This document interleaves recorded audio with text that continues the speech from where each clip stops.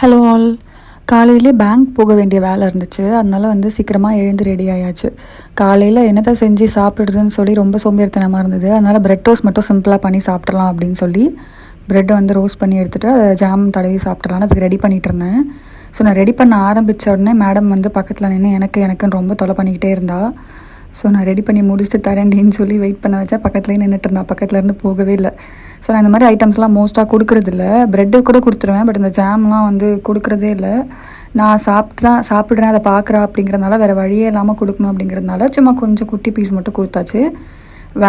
கொடுக்க மாட்டேன் அப்படின்னு சொல்கிறதுக்கும் நமக்கு ஒரு மாதிரி இருக்கும். அப்போ அவன் திரும்பி கேட்குறான், நீ மட்டும் சாப்பிட்றிய அப்படின்னு சொல்லி அதுக்கு பதில் நம்மளால சொல்ல முடியல.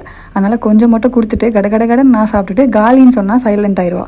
அதனால் அவள்கிட்ட கொஞ்சமாக கொடுத்துட்டு நான் கடன்னு சாப்பிட்டு முடிச்சாச்சு. ஸோ இன்றைக்கி பேங்க் போக வேண்டிய வேலை இருக்குதுன்னு சொன்னேன் இல்லையா. ஸோ முக்கியமான ஒரு விஷயத்துக்கு கொஞ்சம் அமௌண்ட் தேவைப்படுது அப்படிங்கிறதுனால வீட்டில் இருக்க கொஞ்சம் நகையை எடுத்துகிட்டு போய் பேங்க்கில் வச்சிடலாம் அப்படின்னு சொல்லி பிளான் பண்ணியாச்சு. ஸோ இந்த ப்ராசஸ் வந்து ரொம்ப நாள் லைஃப்பில் ஆசைப்பட்ட ஒரு விஷயத்துக்காக பண்ண போகிறது. ஸோ அது என்ன விஷயம் அப்படிங்கிறத கண்டிப்பாக நான் நெக்ஸ்ட் வீடியோஸில் வந்து ஷேர் பண்ணுறேன். ஸோ அதுக்கு வந்து பேங்க் வரைக்கும் வந்து ஒரே கொஞ்சம் நேரத்துலேயே முடிஞ்சிருச்சு. ஒரு 1/2 to 1 hourக்குள்ளேயே வந்து எல்லா ப்ராசஸும் முடிஞ்சிருச்சு. ஸோ முடிச்சுட்டு ரிட்டன் வீட்டுக்கும் வந்தாச்சு. சரியான வெயில். ஸோ ரிட்டன் வீட்டுக்கு வந்து ரெஸ்ட் எடுத்துகிட்டு அதுக்கப்புறம் மற்ற வேலைலாம் பார்த்துட்டு இருந்தேன். டாடா பாய்.